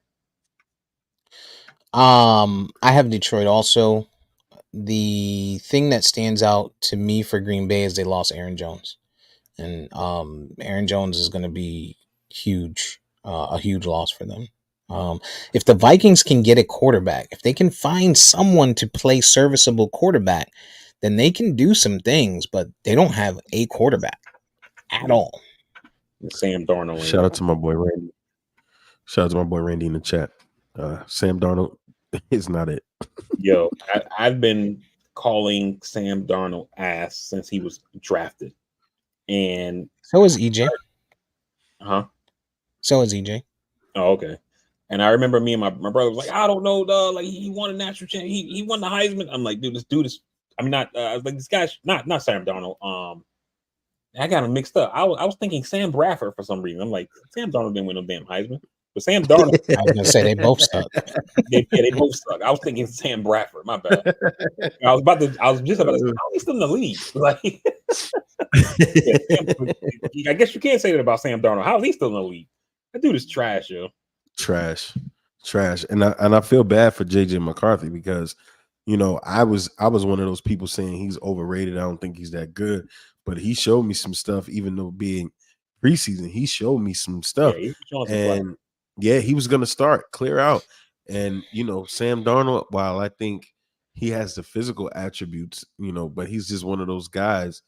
And I could be wrong because again, I've been one to say that these quarterbacks, the older they get, the better they get, right? He might be one of those guys. But I he just might pull a Fitz magic on him, give us like 4 good weeks, and then we'll see JJ. I mean, that's a possibility too, right? They might only have this veteran in there to kind of show them game speed, and if they get into a crunch where they look like shit. Then they throw the rookie in there late in the game. He's done. He can't play anymore. He's done. He got He's hurt. done for the season. Yeah, he's Torn out for the season. meniscus. Oh, I Meniscus. didn't. He's done. Oh, well, fuck him. All They right, said next team. it was his meniscus. They saw it was the meniscus on the MRI, but they couldn't tell how bad it was damaged until they went in. And so once they went in, they saw that it was going to be a full repair versus VP, don't talk to me about somebody that can't play. Don't waste my time. We're on the time crunch. We're on the time. What happened? I don't care. We're on the time crunch. Next up, I'm gonna save you guys for last. Let's go NFC East. Cowboys, Giants, Eagles, Commanders. Well, we know who's not going to win. It's not going to be the Giants nor the Commanders because Daniel Jones yesterday looked like shit. Just yesterday, Garbage. Daniel Jones has looked like trash since he came into the league, yo. You know what's wild is like you watch Hard Knocks, the one with the Giants this off season, and they clearly they prioritize Daniel Jones over Saquon. Yep. And like I feel like the argument they were making wasn't a bad argument, saying like, hey, we haven't had this guy with a line, we got to protect him to see what he actually can do, and it's like that makes sense to me, right? But also, you paid him before you saw what he can do. That's the part that don't make no sense to me. Right. You know what I mean? And then now you get him a line, and it's like he's still dog. No, a line doesn't stop you from fumbling as a quarterback. A line doesn't stop you from throwing interceptions. Sure, it stops you from being rushed, but this guy is throwing interceptions on. These are not throws where he's being rushed and it's getting tipped or anything, and he's fumbling. You're a quarterback, and you're in the leading fucking stat category for fumbles, and you still pay this guy. That's not a line. Doesn't fix that. A line doesn't fix that. He's not it. And here's the thing, right? Like you can look at two quarterbacks. Three. And Tommy DeVito played better than him. Go ahead. You look at two quarterbacks, right? And I remember when Mahomes got drafted. I hadn't heard of Mahomes, and so I was like, I don't know, but I know Andy Reid. Andy Reid was a quarterback's coach before he ever became a head coach. So it's like, okay, maybe Andy Reid sees something in this guy. We'll see, and we obviously have seen the results. So the right call. But it's not like Daboll went out and found Josh Allen. You know what I mean? Daboll was at Alabama with Tua. Somebody else found Josh Allen, and then Daboll inherited him. Right? And so I don't know what they were thinking. And actually, wasn't Danny Dimes there before Daboll? Now that I'm thinking about it, was. Did they bring Daboll in to try to develop him? Yeah, he was. And so like Josh Allen was already doing his own thing. Without Daboll. Did Daboll help make him better? Sure. But it's like, if you already have something that's bad, like how much better was Daboll going to make it? Like how much can you polish that turd? You know what I'm saying? Going back to your original point of what they did prior to the league, when you look at Patrick Mahomes, now I looked at him and I said, well, he's playing in the Big 12. There's no fucking defense. Of course, he can throw 55 touchdowns. But I mean, he don't have to do shit but throw touchdowns, right? He don't play defense. When you look at Josh Allen, even though he was in a 1AA school, 6'5" kid, cannon for an arm. Okay. Daniel Jones. Right. Daniel Jones played at fucking North Carolina and didn't shake the world at all. So no, it was North Carolina. No, it was Duke. Okay. Then I'm thinking about there's a rule in this podcast. If I disagree with you, I'm probably right. So you should just go with it. Got you. Play the Duke. Play the Duke. Not a world beater. I knew it was ACC somewhere, right? But not a world beater. So it's just like I don't know what they really. And let's be fair, he actually started playing because somebody ahead of him was injured, right? So I don't know, man. They did go invest in that line, and then you get rid of Saquon. But to your point, you paid this guy. You don't really know what he's about. He's had some great scrambles where he let the grass tackle him. But other than that, he ain't been that good, So yeah. I don't know. He's bad, man. And then to invest that kind of money, like at least like somebody like like Kyler Murray, even though he's not that great, like with his arm, at least he's giving you flashes on the ground, and he can bring like a level of excitement, little wrinkles to the offense, whatever. Daniel Jones doesn't give you that stuff. Like he's just bad all around. I'm a And little bit he's excited for healthy. Kyler Murray now that you mentioned that. Now that he's gonna have Harrison Jr. over there. Marvin Harrison Jr. Yeah, I think We'll that's gonna see. be good for him. All right. So you guys hate Daniel Jones. We know the Hate, Giants are not winning it. hate Uh, Washington. you don't like Washington, but I like their quarterback. Actually, Jaden let me not Daniels. say that out loud because we haven't drafted yet, and I know y'all like to steal my shit. Um, Don't worry, ain't nobody taking Jaden Daniels, bro. good. Please don't. Please don't. VP, put that on your list to not take him. Um, all right. So basically, you're saying it's between the Cowboys and the Eagles. From I mean, I'm gonna be biased, right? It's gonna be the Cowboys for me, but the Eagles have a quarterback and coaching beef, which is gonna play a part there in that decision. If I wasn't a Cowboys fan, also, the part that makes me concerned about the Eagles is that they did get Saquon. However, they have a quarterback who doesn't know how to hand the ball off, so that's kind of beneficial to us. So for me, it's the Cowboys. I will let you guys give your take on your choice between the Cowboys and the Eagles. For me, I got the Cowboys as well. The Eagles, even though I like the acquisition of Saquon, the issues between Sirianni and Jalen Hurts, I think, is a problem. Um, it kind of makes you wonder, like, what does Sirianni do? 'Cause he don't call plays, But here's the shit: if they and had he has that beef with his problem, and they quarterback. remember they tried to debunk that in the playoffs when they said Sirianni had beef with players, they tried to debunk the shit out of it. The Eagles Yeah, could have got ahead of that and got rid of this guy. right. He don't call plays. He has beef with the franchise player on the team, the quarterback that you just paid a shit ton of money, and he hires bad assistants, as we saw last season. So, like, what does he do? You know what I'm saying?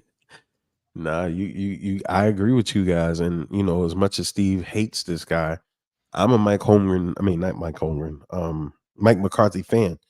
I'm a Mike McCarthy fan. This guy finds ways to win. Jerry hasn't helped him at all, roster wise, and Jerry isn't helping him right now, CD Lamb wise.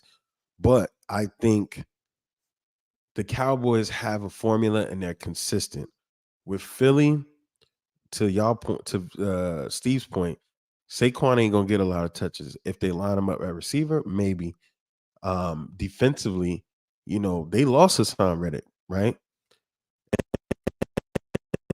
They went and got Bryce Huff. Your defensive coordinator comes out, Vic Fangio, and says, this guy can't play more than 30% of snaps.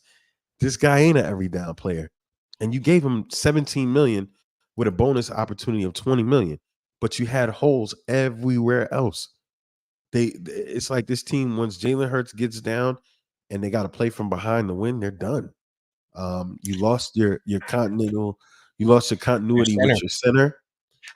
So offensive line wise, I don't know what we're gonna see. So That's a big one. I feel like the Cowboys might have the most consistent team, and I'm gonna lean the Cowboys. I do have a little bias being somewhat of a fan of the Cowboys, but I don't think the Eagles get it done here. I don't. the I the will one say that. thing the Go ahead, one thing VP. that gives me pause about the Cowboys is the contract situation for CD Hmm. I was and gonna say the same thing. Micah, because it makes me wonder, like, do they go all out? Like, they try to make sure they don't risk injury to make sure they get paid next off season if it doesn't get done this off season. We already know Micah's not getting done, you know. Micah's not getting done, but I seriously doubt it. I mean, this is his opportunity to go off of the stratosphere. Like he's gonna get big money anyway. But if he has another year like he's been having, there's no doubt. I get that there would be a concern for injury there, but I don't think that. He also doesn't look like the type to me that can go 50%. He seems like he's always at 10. You know what I mean?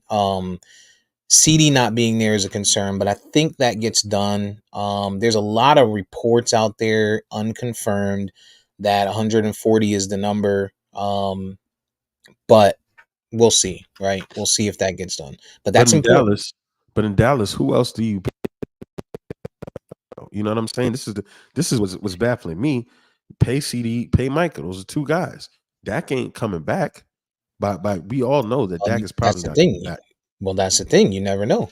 I mean, they may feel like so. What I think, right? If I'm a Cowboys fan, and I am, if I'm sorry, if I'm a Cowboys front office, what I'm thinking is we got Dak here. They went and got Trey Lance. If Trey Lance looks like something, then maybe we can make our decision sooner, right?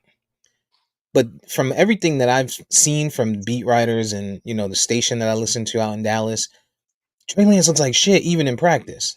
In camp, he looks like shit. He's throwing interceptions. He can't make the reads. He can't make the throws, right?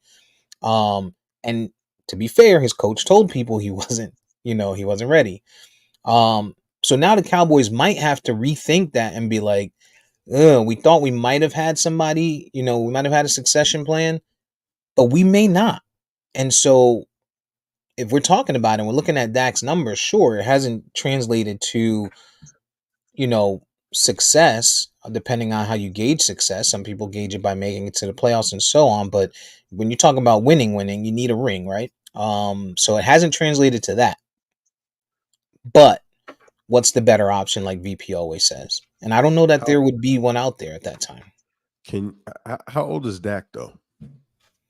I think he's 30. I think he's 30. Let me confirm. Or he'll be 31, maybe. He's 31. I feel like he's okay. 31, suffered a significant injury.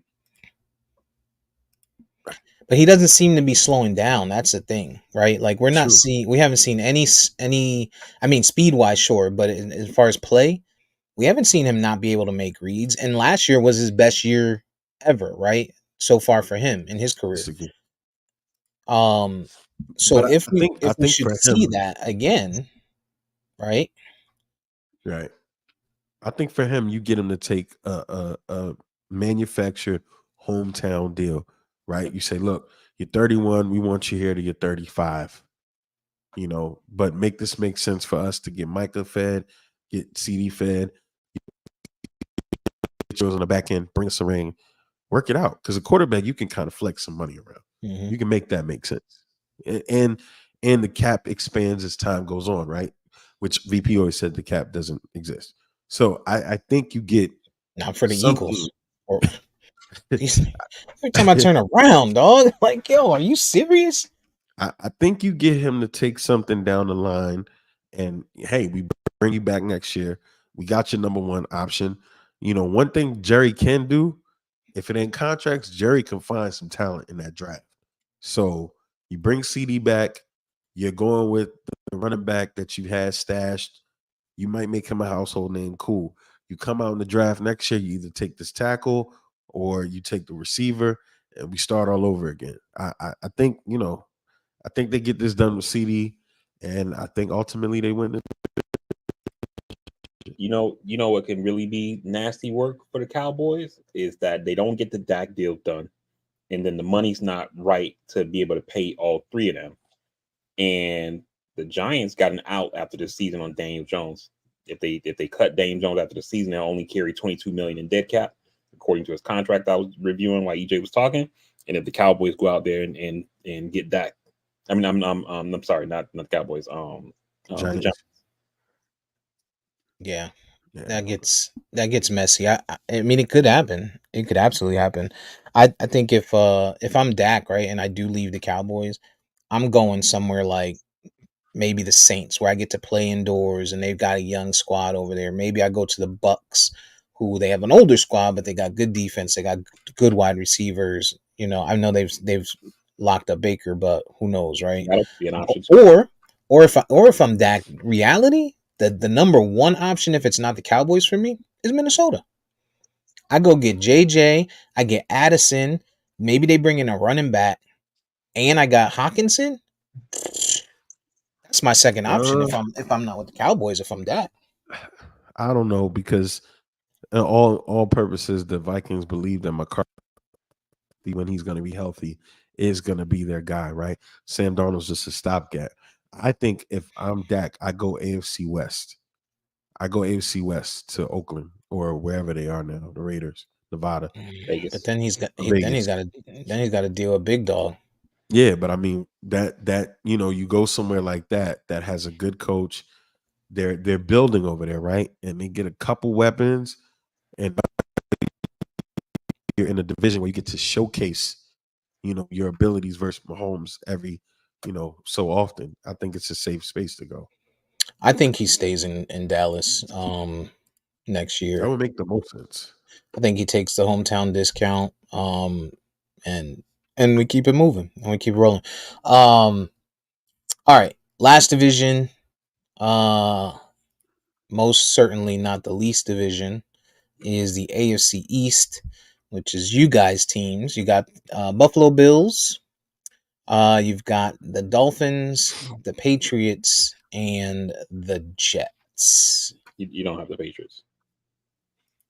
It's only 3 teams in that division right now. Yeah, they some trash. The Patriots are some trash. It looks Who's bad. who's their quarterback? Exactly. Didn't they draft somebody? Yeah, they drafted Drake May. That's right. That's right. That's right. Oh, but they saying he might not even start.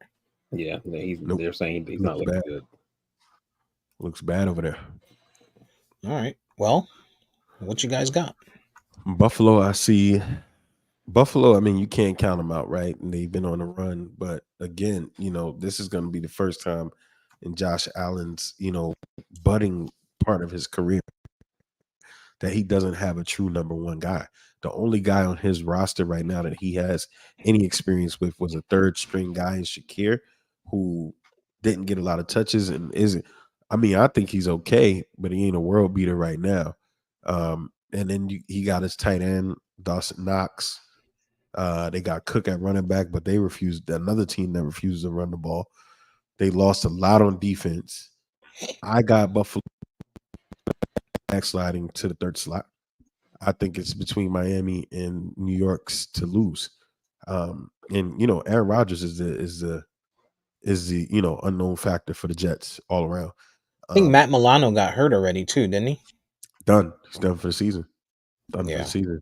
that's tough. So yeah, I'm biased here, so I got to go with my team, which is something I don't know I even always do. But I'm gonna go with my team. Can I count out Miami? Absolutely not. But I'm gonna go with my team just for bias purposes. But I think if anything, it's between those two teams, Miami and New York. If there's a healthy Aaron Rodgers, I think that division gets a lot more competitive. But I was thinking about it the other day. Actually, it was yesterday, and that Dolphins team, man, that Dolphins team on paper, there should be no reason why they shouldn't be able to make it really deep in the playoffs this year. When you think about all the other teams that you would call a top team in the league today, you can't say any one of those teams has a really good or two really good wide receivers, right? Where the Dolphins have two really good wide receivers. One is, arguably the best, depending on what you're arguing, but he's in a top category. And the other one could probably be there if it wasn't for being the number two, right? Now you add in the running backs, you run, the youth there, youth movement. Now you have a quarterback who seems to have found his way for the most part. There shouldn't be any reason. When you think about the other elite, quote unquote, teams, Kansas City doesn't have that type of firepower. They have a great quarterback and a great tight end, but then it starts to drop off. The Cowboys, we don't even have a second wide receiver. I don't even know who is gonna be the step up guy. Is it gonna be Tolbert? Is it gonna be Turpin? Like I don't know who's gonna be the step up guy there. When you talk about other good teams, Buffalo's fallen off the map from a talent standpoint, right? What other elite teams are we talking about in the league that have that kind of talent, like they do on paper? 49ers maybe.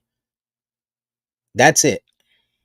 To have that level, or the Bengals. So 49ers, Bengals, Dolphins probably have on paper the best offensive rosters in my opinion. So that Dolphins team should be able to go deep and get it done. But I think it gets tougher if Aaron Rodgers is healthy, and if we get 80% of the Aaron Rodgers that we've seen in the past, because the Jets defense is so good. I think that's what makes it competitive. So I'm really torn. I don't know who to choose. I'm gonna go with the Dolphins only because I feel like they have the better offense on paper. Um, but I think it can be competitive. What pass are you talking about with Aaron Rodgers? What do you mean? His Green Bay Well, pass. okay, okay, that's why I'm asking, like, what pass? Because past Aaron Rodgers in Green Bay didn't even throw for 300 yards. He hasn't thrown for 300 yards since 2022. Three So 300. Oh, in a game, you mean? yeah, Okay. so we talking about that Aaron Rodgers, or are you talking about 2021 Aaron Rodgers before he won the MVP? Well, 300 in a game doesn't mean that you're not good. That sure as hell doesn't mean that you're not good. But I mean, most quarterbacks throw for 300 a couple times a season. You know, Not the MVP last year. yeah, Aha. that was an off year. But I also Wait, said most quarterbacks. right. So Aaron Rodgers is a game manager. You give him the talent, he's gonna make it happen. He's gonna Game make it happen. manager? Well, I mean, he's better than game, but I'm saying he, aside from being the guy that's Sporty, gonna, huh? I say he's Aside, sporty. Are we he's talking old I Aaron don't Rodgers or this one? When you say when I game say manager, when I say We when I are say talking about game, old Aaron Rodgers. He's old. yeah, That's he the is old. point. He is old. But when I say game manager, I don't mean it in the way that people say game manager when they try to diss people. I Right. mean game. I mean in the sense of, we'll call it field general. Aaron Rodgers is a field general. This guy knows how he's like Peyton Manning. He calls the plays at the line. He knows how to read the defense. He knows how to make the right reads. He doesn't throw interceptions. This guy knows how to get it done. Clock management of Tom Brady. Like, this guy, he's a good player. He's a really good player. I get it. He's 40 years old. I get it. He's a full season removed from seeing game speed. But there's talent there, right? When you talk about him. And if you're pairing that with one of the best defenses in the league, if they can really get it done with Hassan Reddick, then I think, life gets really difficult for teams playing against the Jets. It's just whether or not, they can get and stay healthy. Yeah. I mean, I definitely think it comes down to the three teams. Like EJ said, you can't count Buffalo out. I mean, they were 5 games out of first place last season, and we shit the bed, and they ended up winning the division. So you can't count those guys out. But I think Buffalo regresses this year. For the Jets, I don't like them, at all. So it's hard for me to even, think that they'll do well. But they could do well here. Um, um, this season. The thing that worries me for my team is, one, our defense has gotten worse since last season. We had a lot of departures that left yep, us in free agency, and yep, there's still some concerns about the line.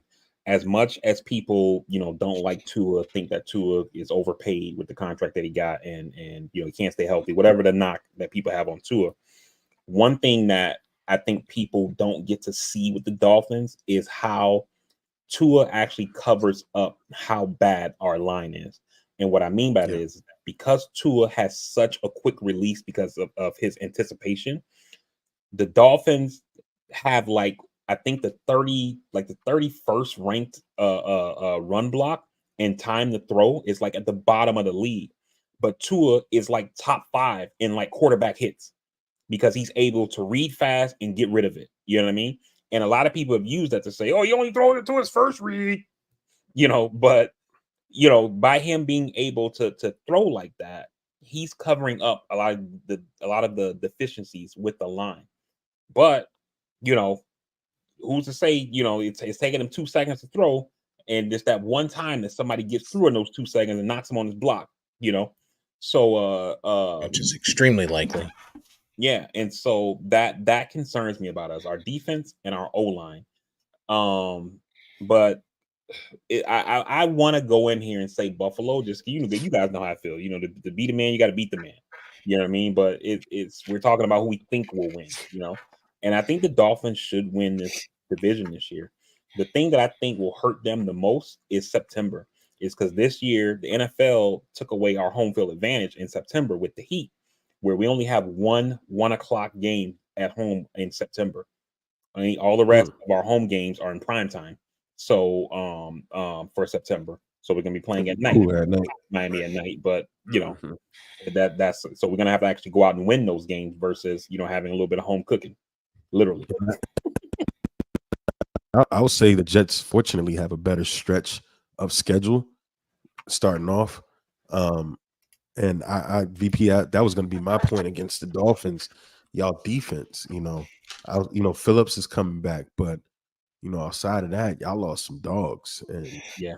yeah. And So actually, I'm looking at the schedule now. I knew it was one home game in September at 1 o'clock, and that's not even an advantage because we're playing the Jaguars. So it's not like they're not used to right, playing in Florida Heat. right, So right. And y'all schedule gets brutal down the stretch too. yeah. Schedule gets They did brutal. that. We had the same thing last season, though. A lot of people thought that the NFL was trying to do some cooking for the Jets with these, not having to travel all these, days off in between, and it is what it is. But I think that we should win that division. But we'll see what happens. We got a tough schedule this year. We got a really tough schedule. We start out in Cleveland, then we come home for the Saints, then we got Baltimore at home, Giants, Pittsburgh, but then it gets tough. Then we get the Lions, San Fran, Atlanta, Philly, Houston, all in a row. Yeah. And then we still got Cincinnati later in the year. So. Yeah, I think we start off, a little not light, but like it's like we start off with Jacksonville week 1, then we got a short week. We play on Thursday Night Football against Buffalo. And then we play Seattle and then Tennessee. And then we get 2 bye weeks in a row with the Patriots, and then our actual bye week. Actually, 3 bye weeks in a row because we got the Patriots bye week and then the Colts. Yeah, we start off, outside of San Fran, which again, if Trent Williams ain't there, I'm telling you now, I'm taking us. Yeah. Then we got Tennessee, New England, both easy. The Broncos, who, unless if Zach Wilson plays, which I think they're going with Bo Nix, still should be able to beat them. Vikings in London, right? They got Sam Darnold. Now Sam Darnold might try to come out and kill us, right? For old time's sake. But I think our defense should handle them. And then we play Buffalo at home. Then we're on the road to Pittsburgh. And then New England. And I think our schedule is pretty goddamn favorable, especially if Aaron Rodgers stays healthy. Shit, Sam Darnold should love the New York Jets. He gave his family generational wealth for nothing. For nothing. And he was seeing ghosts out here. That dude is trash. Let's just hope he plays like that in London versus us. So it's going to be interesting. Yeah. It's going to be a tough one. Top 5 running backs in the league you drafting today. I'm not telling you that, Negro. This disrespectful, downright foolish scumbag. I draft 4th. I'm trying to get somebody. Get Christian McCaffrey.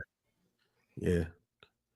But he's Christian got McCaffrey's going to be gone too. He's got a little too. He's a keeper, I think. He's gone. He's gone. I don't even think he's available. I don't think he's a keeper this year. I think he's Dave's keeper, if I remember. No, McCaffrey's not a keeper. I don't think Dave is yet. No, McCaffrey's not a keeper. He's got Jamar Chase. Dave's keeping Jamar Chase. Oh, okay. Well, he'll be gone by 4 anyway, so Yeah, I'm anticipating that. Running back wise, it's an interesting year, man. It's an interesting year. I don't know. I mean, I guess people are going to be all over. People might be all over Saquon. Mark is keeping Singletary. And the thing is with running backs, you just like look at me, for example, right? I took Raheem Mostert like pick 8 or something like that, right? I mean, he's not a name. He's 31 years old. He rushes for 1,000 yards last season and has 22 touchdowns. Great fucking year. He's not on the cover of that, but he was doing work for me all season long.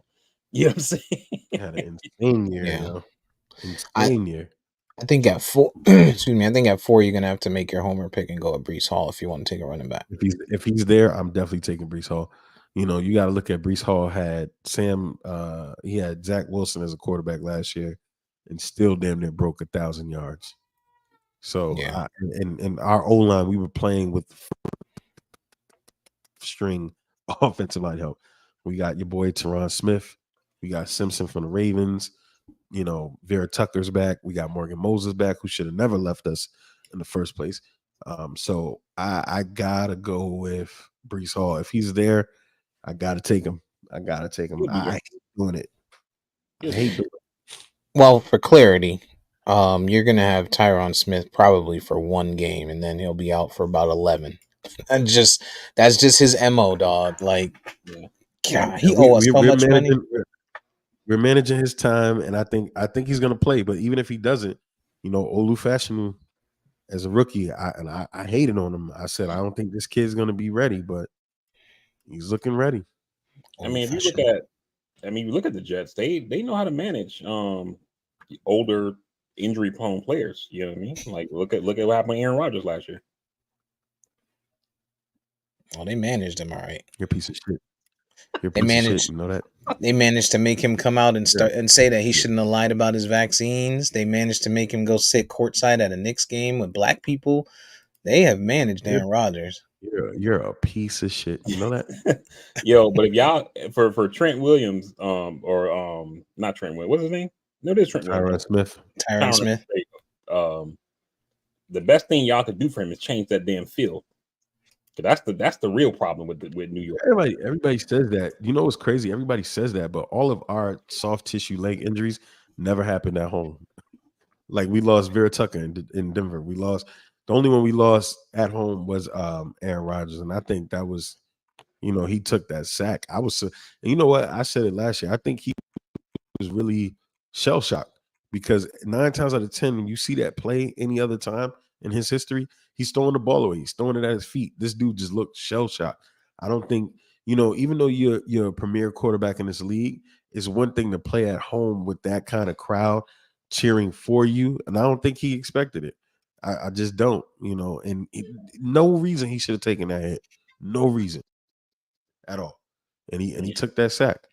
So, but So I don't think the field is a problem like they think it is, but we'll see. I don't think it is either. I mean, you play. People have gotten hurt there, but motherfuckers play there every week. If All I the time, mean, all the time. yeah, the Giants aren't losing players. It's hilarious. It's hilarious they say that shit and it only applies to the Jets. well, no, I think it's just It's hilarious. I don't think it's just a Jets. No, but when you hear it being brought up, people say, "Oh, that's a trash ass field to play on," but they always akin it to when they play the Jets. They don't never say yeah, but that I shit. mean, because nobody considers the Giants a team, yo. Like most of you probably don't even know they share the same stadium. Jesus Christ. Jesus Christ. Like those guys suck. Jesus Like, Christ. like, I mean, when you think about New York baseball, are you really thinking about the Mets? EJ is, but that's about it. Well, You yeah, only right. think of when you say Bobby Bonilla, you think about the Mets, but that's You know what I mean? Like nobody's thinking about Shout out the to Bobby Giants Bonilla. and New York football. Shout out to Bobby Bonilla. Well, I mean the Giants. To be fair, the Giants are the New York team. You know, they have the history, they have the rings. You know, but shout out yeah. to Bobby Bonilla though. And he's still getting paid from Baltimore. He's still getting $500,000 a year from Baltimore. On Bobby top of the money Bo. he's getting from the Mets. When you talk about somebody getting busy, that brother got busy. $1 million a year till 20, damn near 30, and then he's getting 500,000 for the next 6 years from Baltimore. That brother. I mean, AI got a deal like that too with Philly. So you Yeah, know, he's still getting paid he's from still Philly. getting Actually, paid. I think his is lifetime. I think AI Yeah. is lifetime. Mm-hmm. But that's the So thing, man. Like with these young guys, yo, like it's. I wish the NFL would take that program that Stephen Ross implemented for the Dolphins, the Dolphins owner, where he makes all rookies go to like this financial planning like seminar. They bring in people and like talk to them about money. I know the NFL puts them through some training or whatever, but the Dolphins they go through whatever the NFL require, and then he brings in like his own people. I don't know if the NFL does it. I know the NBA does it. I don't know if the NFL does it. No, they do. I heard Michael Irvin talk about it before. But it's not like it's like a. I don't even want to call it a seminar. It's one of those things where it's like you're sitting in a room and it's like, all right, this is how your benefits work. You know, you get your medical, you get your dental, you know, like financial aid counselor. Yeah, and then they bring in the next guy or whatever. He talks for 30 minutes. So you're gonna be getting a lot of money, guys. Okay, all right, now let's talk about tape. You know, so, right. So, but Stephen Ross like brings them in. It's like an all-day thing where the only thing they're talking about is money. You know what I'm saying? And a lot of these guys would benefit from that, like having a good. I mean, obviously, it's not like Bobby Bonilla. He was like, "Hey, look, give me a deal to 2030." He had a financial. Like I saw, they did a thing on that where they talked about the guy who like helped him negotiate that deal or whatever, the financial person behind it or what, But yeah, man, like instead of doing some of this harebrained shit, like Odell, I'm gonna take my money in crypto, and then the shit goes down, Oh like, man, we all said that was a bad idea on here. We all said that. But Bob, yeah, man, shit. That's incredible. Like incredible. Yeah. Incredible. But the name of this pod is Nancy Gave Me My Stimmy. Nancy, if you're watching, holler at me. Come home to Baltimore, baby. Ain't no hammers in my yeah.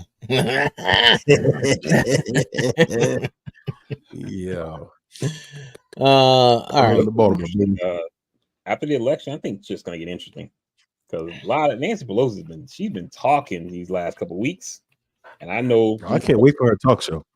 Them folks sitting in the White House, I know they don't like what they're hearing. I can't wait for her podcast or her talk show. She looked like she gonna have a phenomenal podcast. But a little bit of 5 years, she might be alive. So that's why she's been doing the rounds. And like at first she was making it seem like she had no part of it, like them getting rid of Biden or whatever. And now we're finding out, which a lot of people knew was happening, that she was the one behind the scenes, kind of, pulling the strings to engineer like Biden getting out of there or whatever. And I don't think they're gonna like that shit. Especially, I don't know about Biden, but I know Jill Biden ain't gonna like that. See her in the parking lot. I'm with that shit. Yeah, two old biddies fighting. Jill. They say she's known to hold a grudge. She don't let shit go easy. So, yo, I want to see them on the podcast going at it. That should be lit. That should be lit. All right. Well, that brings us to our final descent, ladies and gentlemen. And so for that, our flight attendant VP will take us through the last little bit of this. Oh, all right, everybody. We appreciate you guys joining. We appreciate you guys joining us for this episode of the Castworthy Podcast. Please put your seat backs and fold your tray tables as we descend into the closing of this podcast. Like we always say, make that phone call, send that text message, reach out to your people. Yeah, tomorrow's not promising nobody. You never know when's going to be somebody's last day, that last opportunity to have a conversation with them, et cetera, et cetera. So reach out to your folks to check on them. With that being said, you can find the podcast on all podcasting platforms by searching at Castworthy. You also can follow us on any of our social media by searching at Castworthy. On Instagram, it's at Castworthy_podcast. While you're there, you can leave a like, subscribe, share, follow, tell a friend, help us grow the audience. We very much appreciate it. For upcoming things this week, obviously we got football back, more preseason. This week is the DNC, the Democratic National Convention in Chicago. If you're interested in that, it'll be Monday through Thursday. If you're only interested in seeing Kamala Harris speak, that'll be on Thursday itself, as well as her running mate Tim Walz, or Tim Waltz, as the community's calling him. What else I got? Yeah. Other than that, be easy. Hope that you enjoy your week.